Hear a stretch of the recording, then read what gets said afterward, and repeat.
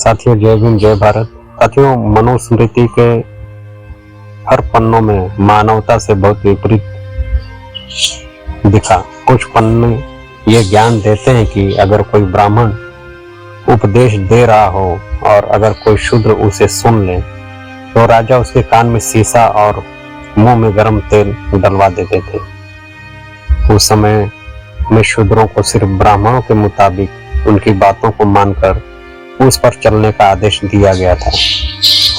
इसके अलावा उन्हें अपने मन मुताबिक धर्म संगत यानी कि पूजा पाठ करने की भी इजाजत नहीं दी गई थी।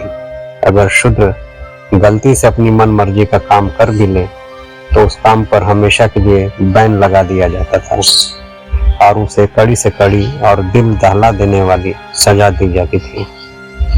अन्य जातियों के लिए लोग सजा या तो मामूली होती थी या उन्हें छोड़ दिया जाता था, लेकिन जब शूद्रों की बारी आती थी तो सजा सिर्फ मौत की ही होती थी। साथियों, इससे पता चलता है कि मनुस्मृति में बराबरी का अधिकार नहीं दिए जाते थे और आज सरकार के नुमाइंदे और ये तथाकथित बाबाओं ने मनुस्मृति का टीवी पर बैठकर ज्ञान देते रहते हैं। ये तथाकथित बाबा और सवर्ण जातियां चाहती है कि देश में मनुस्मृति का विधान लागू हो। और आगे देखिए मनुस्मृति में क्या लिखा है। पूज्य विप्र सकल गुणहीना शूद्र न पूजिए ज्ञान प्रवीणा। जिसको अगर हिंदी में समझा जाए तो उसका साफ मतलब यह है कि ब्राह्मण चाहे कितना भी व्यभिचारी क्यों न हो, पूजा जाना चाहिए, क्योंकि ब्राह्मण दुनिया का देवता होता है, लेकिन नीची जाति का पढ़ा लिखा शूद्र पूजने योग्य नहीं माना जाता।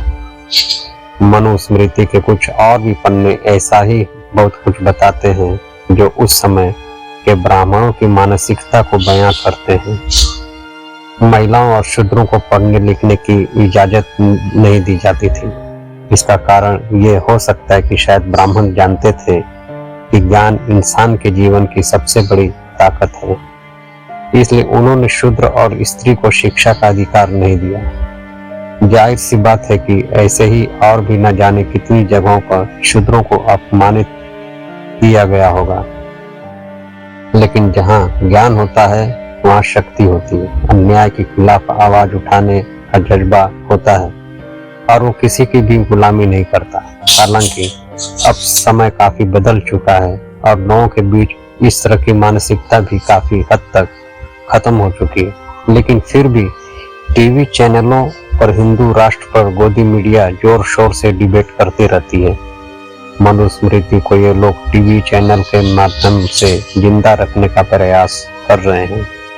साथियों, मनुस्मृति ऐसी किताब है जो समाज को कभी भी एकता के सूत्र में बांध नहीं सकता और कुछ लोग चाहते भी यही है। इसलिए साथियों, समाज को एक सूत्र में बांधने का काम आज हम युवाओं के माध्यम से ही संभव है। जय भीम जय भारत।